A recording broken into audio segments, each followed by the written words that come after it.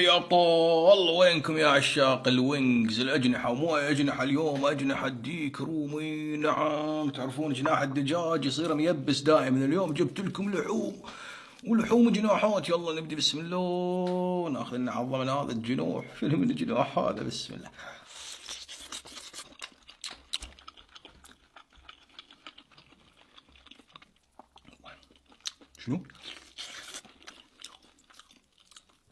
شنو الطعم يا ناس؟ الجلد مالته.